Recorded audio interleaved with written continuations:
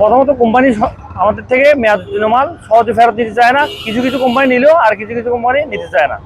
দ্বিতীয়ত তারা নিজের ইচ্ছা মতো খেয়াল খুশি মতো দাম নির্ধারণ করে বসিয়ে দেয়। আজকে যে জিনিসটা কিনলাম 100 টাকা, 2 দিন পর আমার কিনতে হয় 130 টাকা দিয়ে গেল। তারপর আছে লাইসেন্সবিহীন ওষুধ দোকানে তারা ওষুধ কোম্পানি দিব্যি আরামে ওষুধ সরবরাহ করতে থাকে, যেটা কিন্তু অযৌক্তিকভাবে তারা করে। তাদের বিক্রয় জিনিসটাই বড় কথা। এটা হচ্ছে আমাদের সরকারের কাছে জোর দাবি জানাচ্ছি যেন এইসব ব্যাপারে দ্রুত পদক্ষেপ গ্রহণ। কোম্পানি রাখে যে একটি দাম, আরেকটি কোম্পানি রাখে যে তার ডবল দাম। এই 2018-19-এর দিকে একটা আদেশ আছে হাইকোর্ট থেকে, কোম্পানিকে এক ট্যাবলেট থাকলেও নিতে হবে।